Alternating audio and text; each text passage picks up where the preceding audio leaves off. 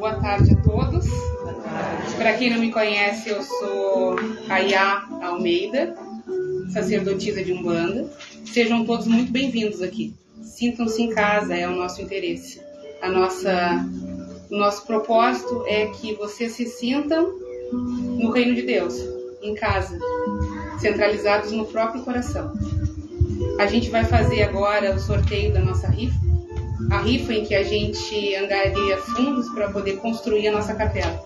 Então, são 2 números que vamos sortear. Quem estiver de casa também, assistindo, torça o dedo.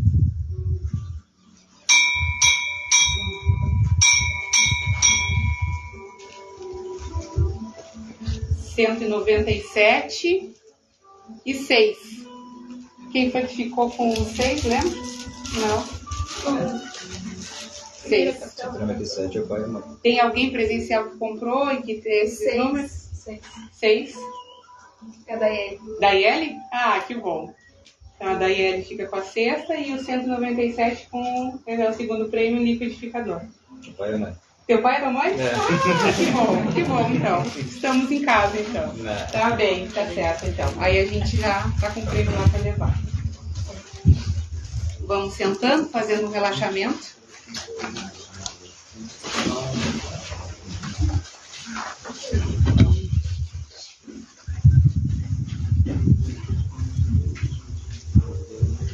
Não vamos parar cedo. Tá ligado? A gente está sem energia elétrica, então a gente vai contar com a boa vontade das velas, caso elas fiquem acesas, ou com as luzes de emergência que tem uma duração de 1h30. Então vamos contar com o propósito divino, né? Da gente ficar com luz. A gente vai fazer uns minutinhos de relaxamento.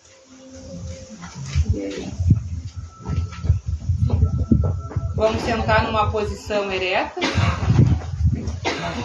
com a coluna reta, de preferência afastada da guarda da cadeira, como se a gente estivesse recebendo mesmo um banho.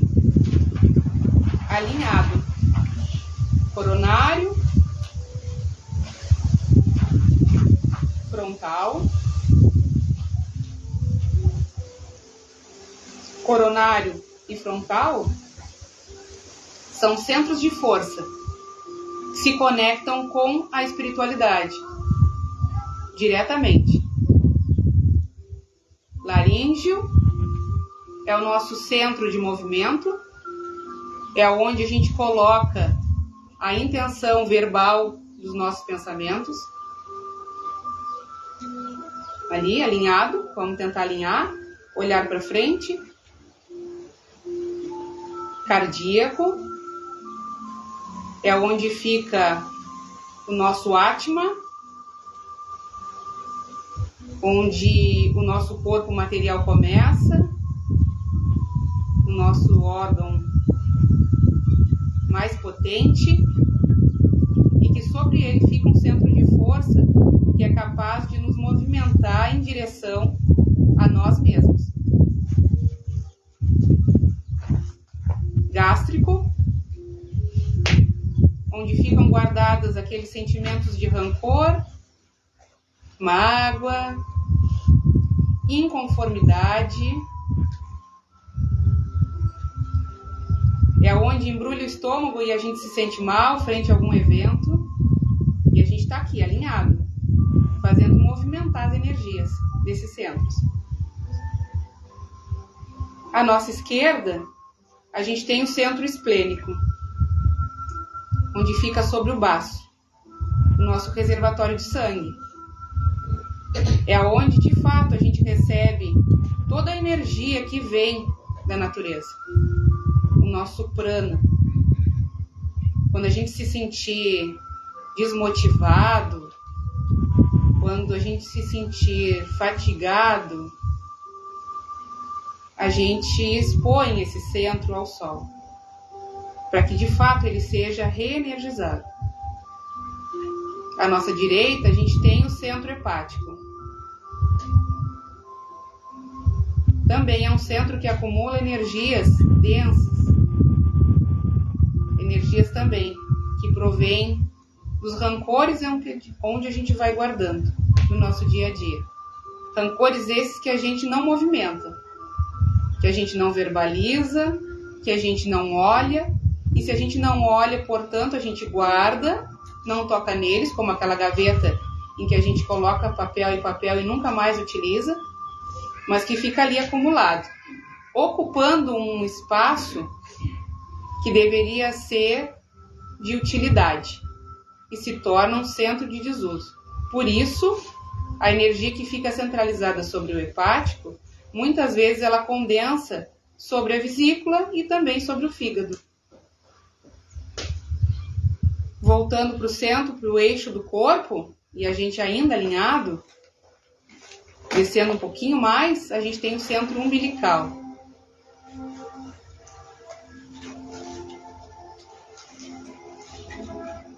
E a gente vê que é um centro denso, onde a gente está conectado com a terra, com as coisas materiais, com as preocupações da matéria, da vida material, do eu, da história em que a gente se encontra hoje, quem eu sou, da definição em que nós damos, da historinha em que nós mesmos formulamos sobre nós. E um pouco mais abaixo a gente tem o centro genésico, o centro das emoções, emoções densas também, emoções ligadas à terra. O organismo feminino, ele está ligado aos ovários, ao útero, às trompas, a esse movimento sanguíneo em que a mulher faz a cada 28 dias.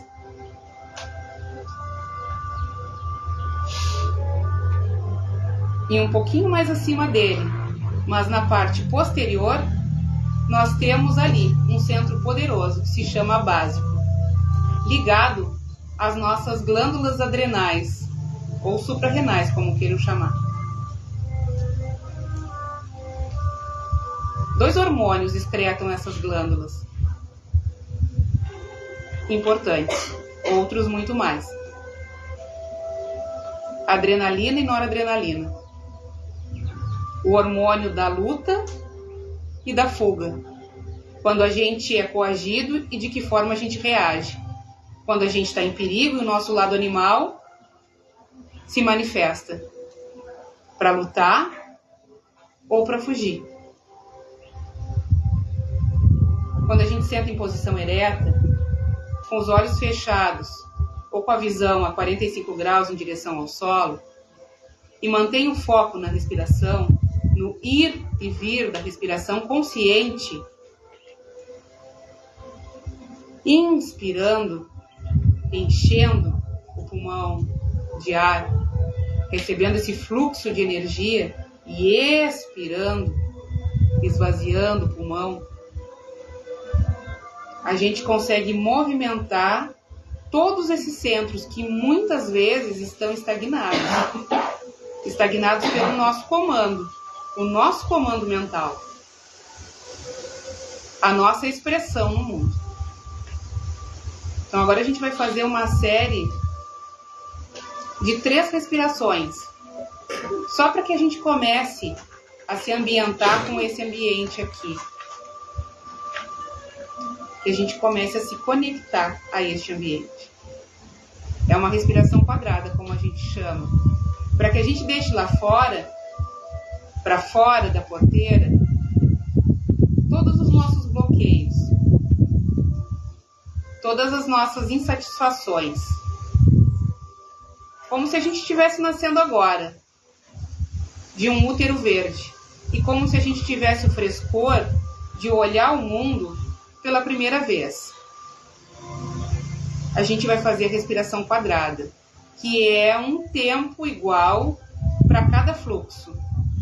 1 para inspirar, 1 para prender o ar dentro do pulmão, outro para expirar e outro para prender o ar fora do pulmão, pulmão sem ar.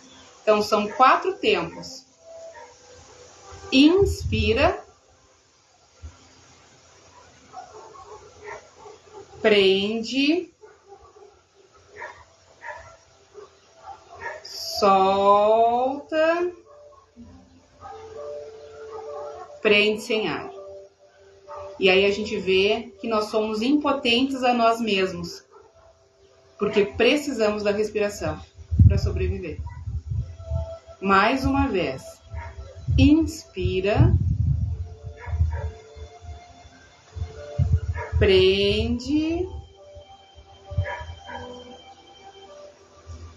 solta, prende sem ar. Novamente, inspira, prende, solta,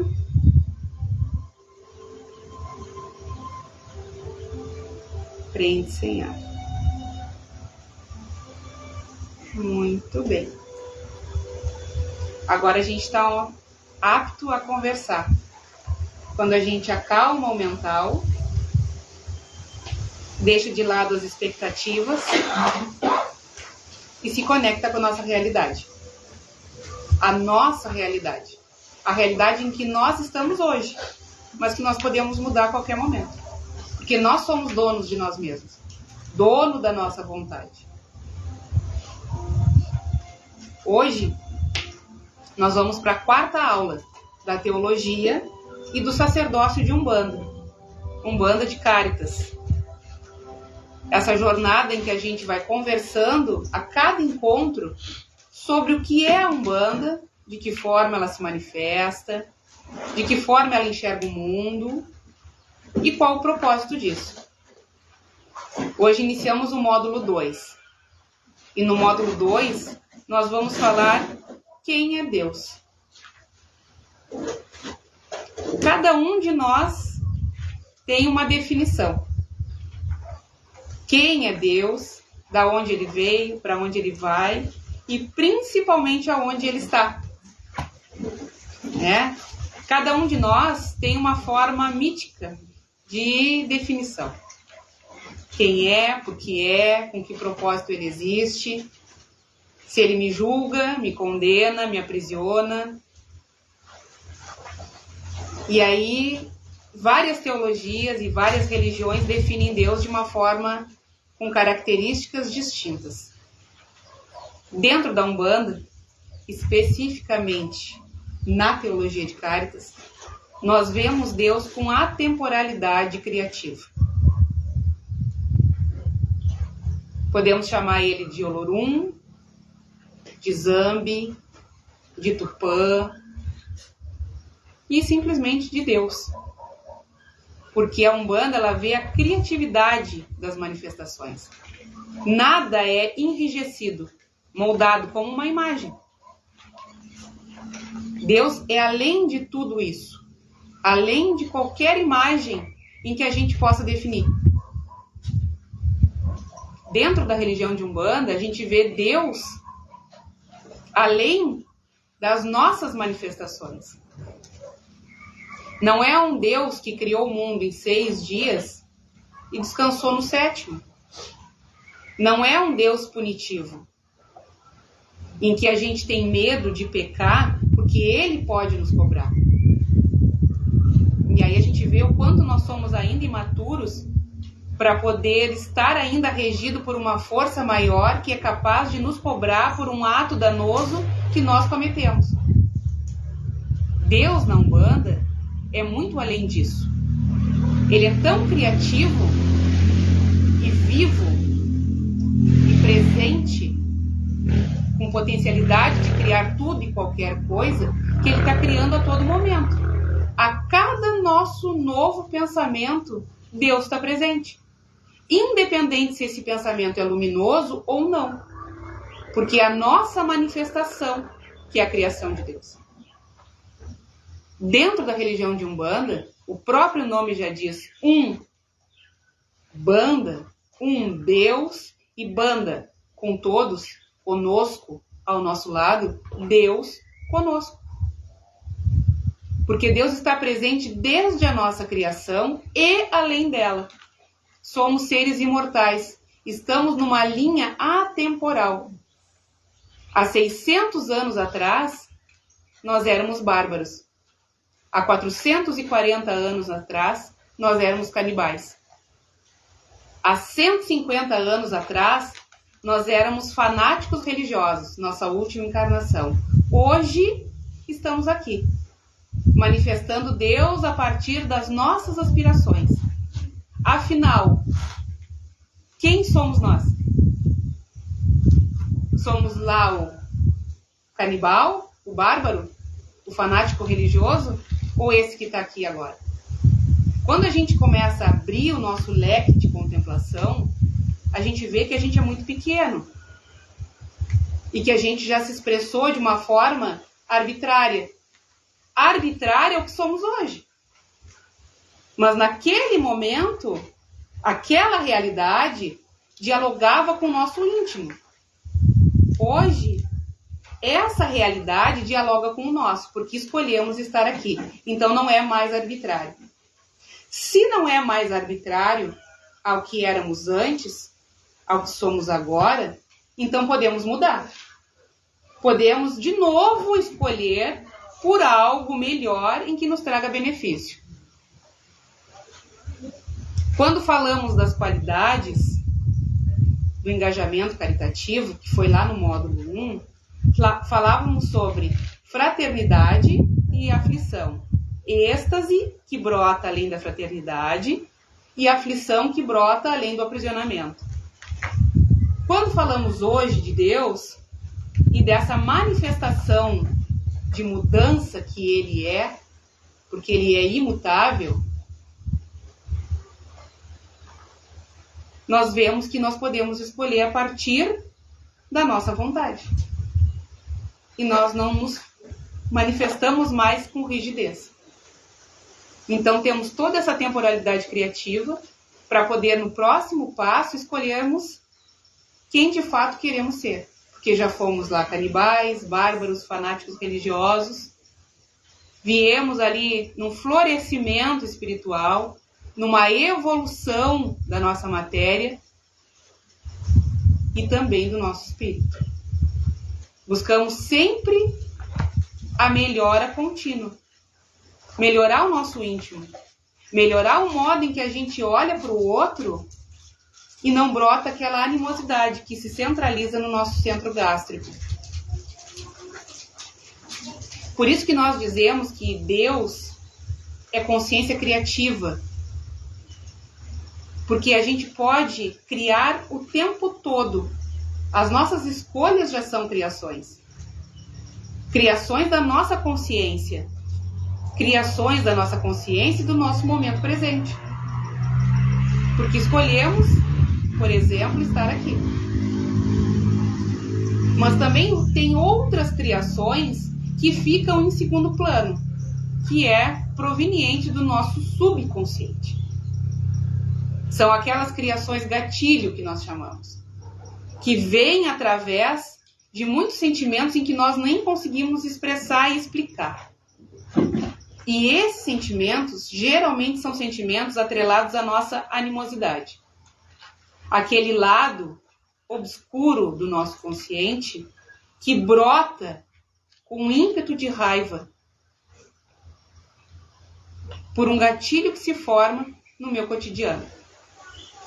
Deus também está presente aí, como uma forma criativa de manifestação. Ou seja, se Ele é capaz de criar todas as coisas, também cria em nós esse gatilho de animosidade. E essa consciência que está ali para arbitrar uma melhora no nosso florescimento. Porque quando éramos canibais, Deus estava presente. Mesmo que numa situação difícil.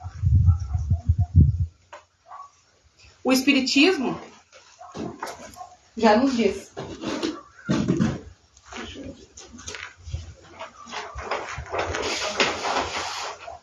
que Deus é eterno.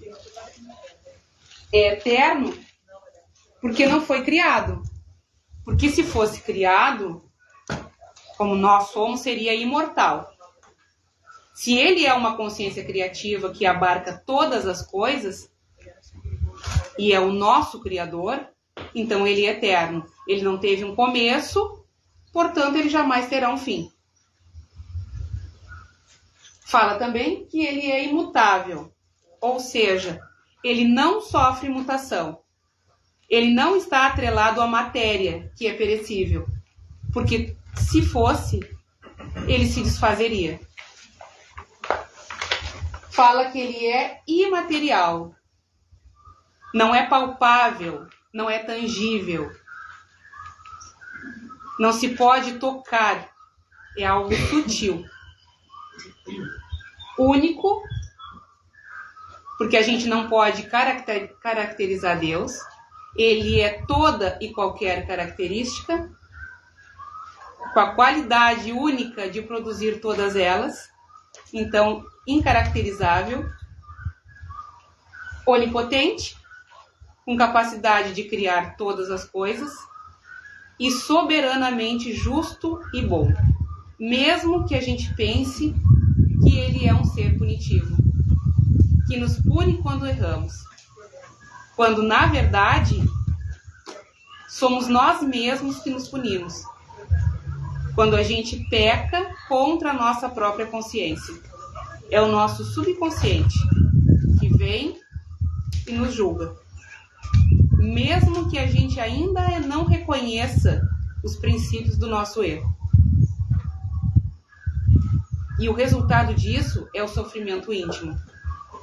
Essa capacidade que a gente tem de insatisfação, de não se contentar com nada que nós temos hoje. Aquele sentimento de perda, de que sempre falta algo para completar a nossa felicidade. Quando, na verdade, já somos felizes por estarmos vivos, por termos essa condição hoje de estarmos aqui arbitrando. Duas faculdades inerentes provenientes diretamente de Deus é esse. Uma delas é o livre-arbítrio, a escolha de poder estar aqui, de poder ir embora, de poder fazer diferente no dia de amanhã, de poder se reconciliar com quem a gente tem mágoa e rancor, de mudar e alterar o conteúdo do nosso íntimo, mudando e alterando o conteúdo da nossa matéria. A outra é a lei do plantio e da colheita, que é o que gera a nossa causalidade. Se a gente escolher a partir de agora alterar a nossa consciência, mudar de fato, angariar fundos para isso, gerar benefício, fazer algo por nós, a gente consegue alterar o nosso futuro e também o nosso presente, como cada um de nós que está aqui. Porque se a gente arbitrou de estarmos aqui hoje, era buscando algum benefício para nós ou para os nossos entes. Isso já é um engajamento. Porque em outros momentos, há 600 anos atrás, certamente não estaríamos aqui. Tínhamos um outro nível de consciência. E a faculdade e a capacidade de criar tudo e qualquer coisa nos possibilitou esse movimento. De hoje estarmos mais fraternos, vivendo um tempo de evangelho. Então, Deus na Umbanda, que pode ser chamado de Olorum, Zambi, Tupã, ele é essa atemporalidade criativa. Ele não é material,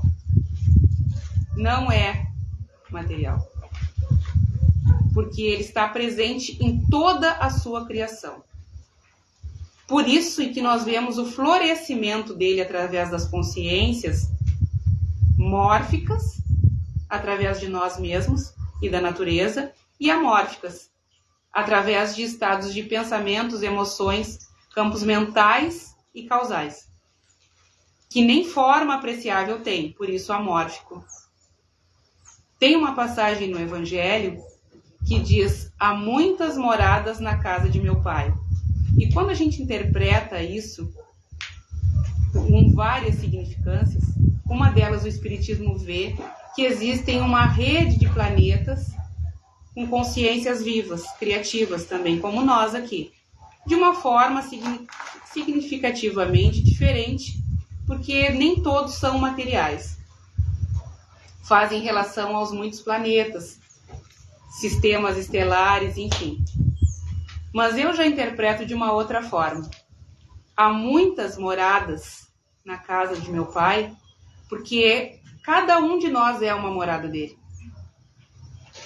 Dentro do nosso coração, ligado ao nosso campo celestial, o nosso corpo mais sutil, ou chamado também de Ipori, na religião africanista, temos Deus. Então, há muitas moradas na casa de meu pai, porque em cada um de nós, Deus mora, reside. Existe um domicílio dele dentro de nós, ligados ao nosso Ipori, que é insociável de Deus.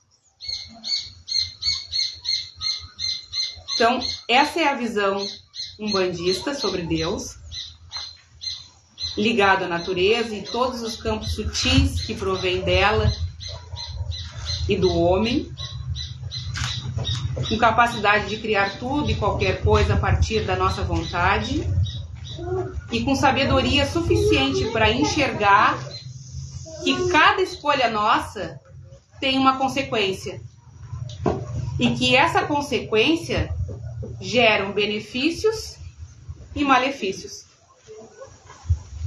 Os únicos responsáveis pelo nosso sofrimento ou pela nossa felicidade somos nós mesmos. Ninguém mais é responsável por isso. Porque somos nós que escolhemos cada movimento da nossa consciência.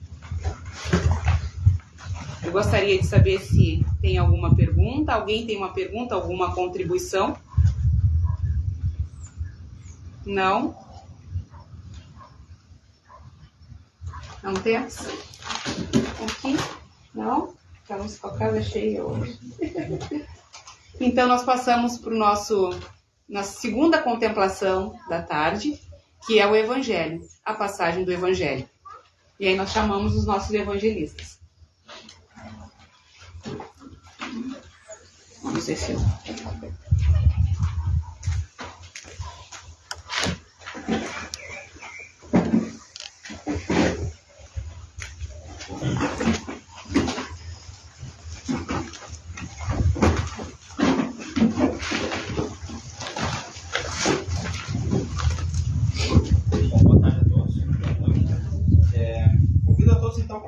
Reflexão sobre, como a já comentou, né, o evangelho que eu vou ler agora, essa passagem, e ver se faz algum sentido uma reflexão em relação ao que foi visto na aula de hoje, esse conteúdo, essa reflexão.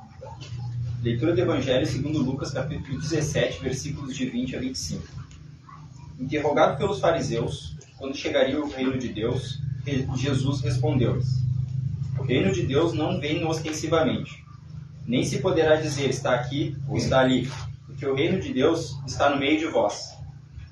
Aos discípulos, porém, Jesus disse: dias virão em que desejareis ver um só dia do Filho do Homem, mas não o vereis. E vos dirão, está ali ou está aqui. Não deveis ir nem correr atrás. Pois assim como um relâmpago brilha de um extremo ao outro do céu, assim será o Filho do Homem em seu dia. Mas antes, ele deverá sofrer muito e ser rejeitado por esta geração.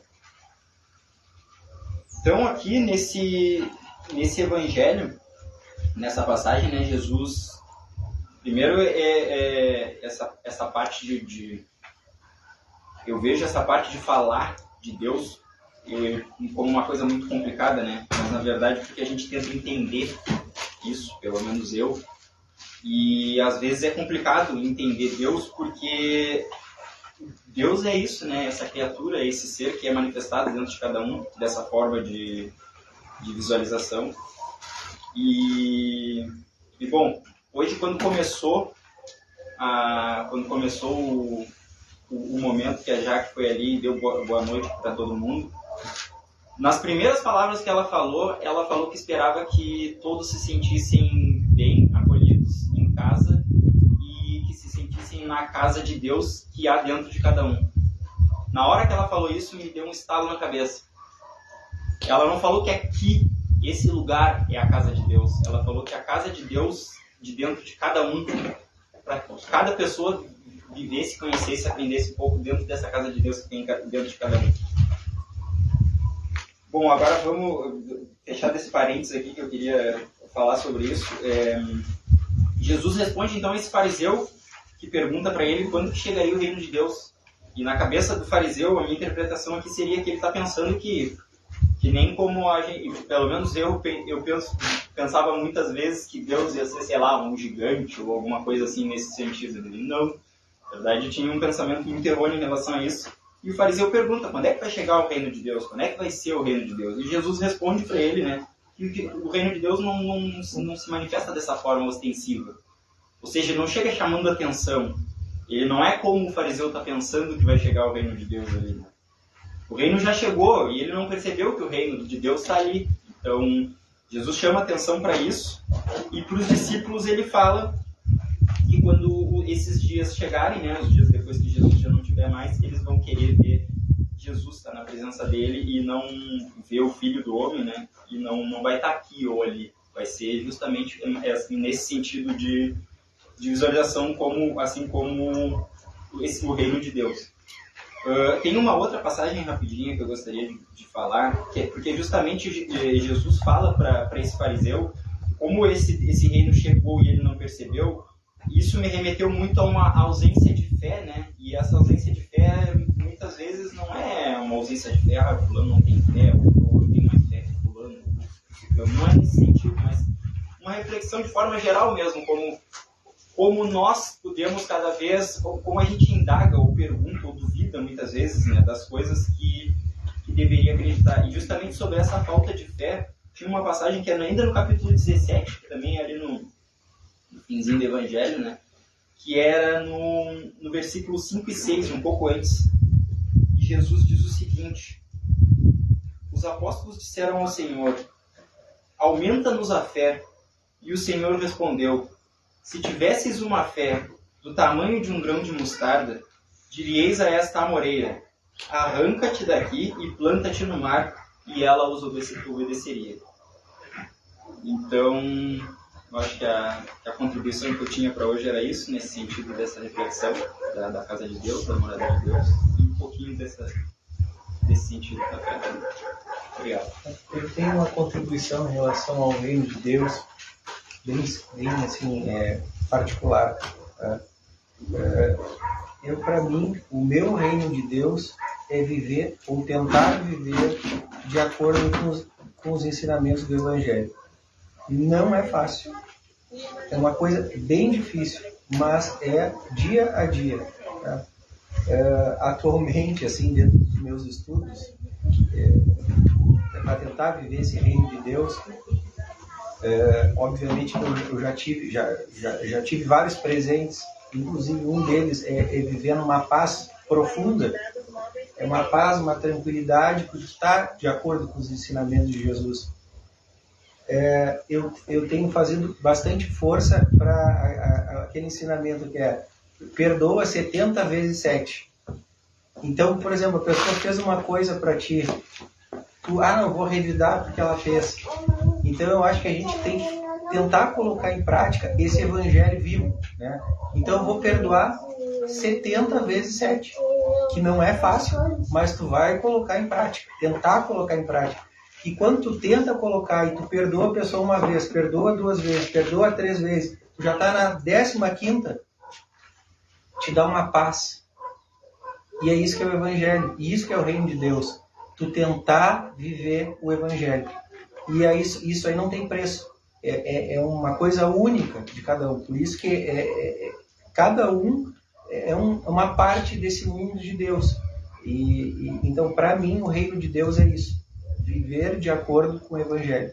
E isso aí exige um pouquinho de cada dia. Dar uma estudada, dar uma lida, colocar em prática, sobretudo, né?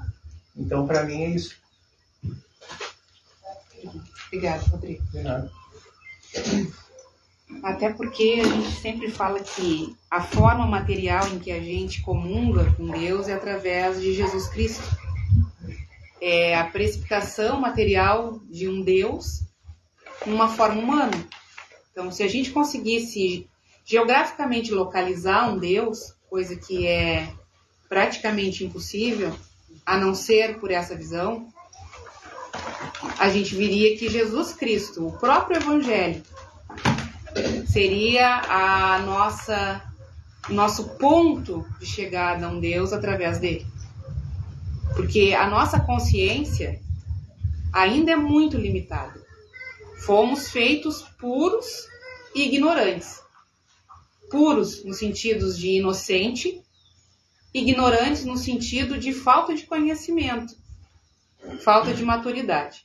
E ao longo da nossa jornada, a gente vai adquirindo maturidade, principalmente a maturidade emocional.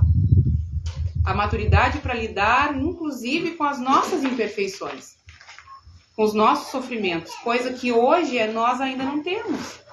Somos tão imaturos que brigamos ainda por coisas muito pequenas, por coisinhas materiais, por coisas insignificantes.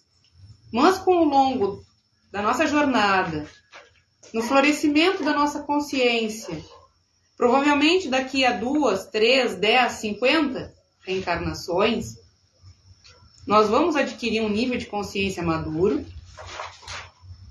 menos inocente, em que a gente vai lidar melhor com esse nível de aflição em que surge, muitas vezes, nos próprios relacionamentos íntimos. Então, eu convido todos agora, já que o tema hoje foi Deus, de cantar para Deus. Eu não vou parar a gravação, sei que tem irmãos ali assistindo, e convido-os a gente cantar para Deus. E quando a gente canta para Deus, seguindo o tema da noite, que é reconhecer Deus em nós, Deus dentro, e não Deus fora, localizado geograficamente, Deus dentro do nosso coração. Somos capacidade criativa, portanto somos Deus aqui, onipotente. Ainda não onisciente, porque ainda não temos ciência do que criamos, mas somos onipotente, com capacidade de criar. Então, vamos cantar para Deus. E quando a gente canta para Deus, a gente olha para as palmas das mãos. É uma forma de a gente se relacionar com Ele, com a divindade. Quando a gente olha para algo em que a gente consegue aqui tocar, tangenciar, a gente levanta as palmas das mãos para cima, como se a gente fosse rezar para Ele, para um Deus que está fora. Mas, na verdade, a gente olha para dentro e reza para um Deus que está dentro. Para que a gente ganhe maturidade, para que a gente ganhe inteligência, para que a gente receba, através dessa inteligência, sabedoria e felicidade. Sabedoria para poder lidar com os momentos difíceis e felicidade para poder vivenciar os momentos em que arbitramos de forma satisfatória para nós mesmos. Então a gente canta para Deus assim: Deus, tu és a luz, tu és a sombra, tu és tudo que vai e vem do nada. Deus, eu te vejo no céu, no mar, no fogo e na mata. Olorum, olorum, salve o Pai de todos, olorum.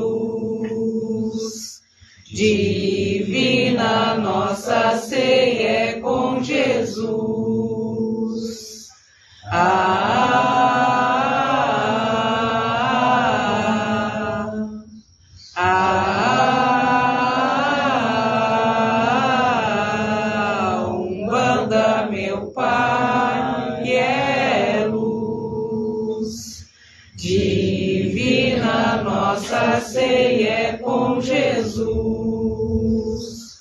A Umbanda, meu Pai, é luz.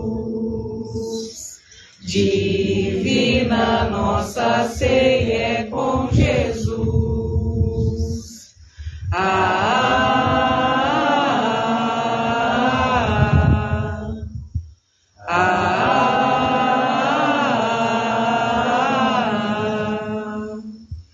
Foi Jesus quem mandou, quando Exu andou, quando Exu chegar, uma chuva de pétalas para Exu trabalhar.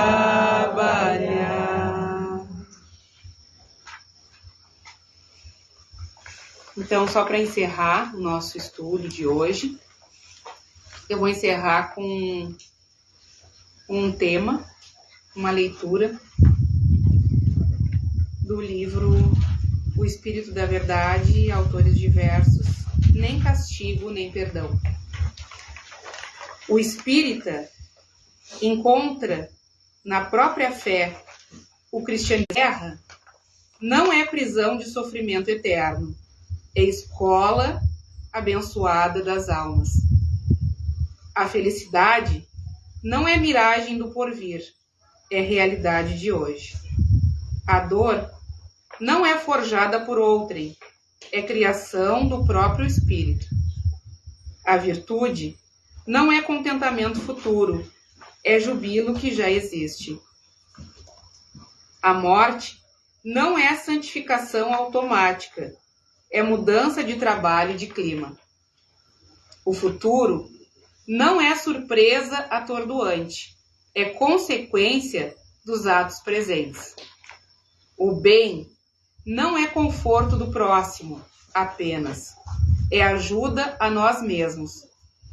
Deus é equidade soberana, não castiga e nem perdoa, mas o ser consciente profere para si as sentenças de absolvição ou culpa ante as leis divinas.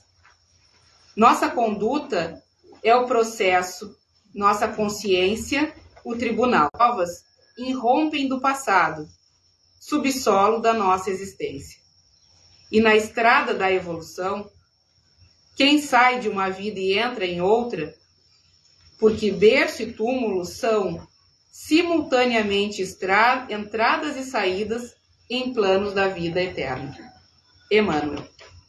Desculpa, André Luiz. André Luiz por Chico Xavier. Então, o que a gente sempre fala e sempre tenta trazer para a nossa prática. Não começou no berço e nem vai terminar no túmulo. Só vamos mudar de plano de existência. Precisamos encontrar Deus em nós o mais urgente possível. E quando nós encontrarmos esse Deus em nós, usando o GPS da nossa consciência fraterna, a gente vai encontrar Deus no outro. E quando a gente encontrar Deus no outro,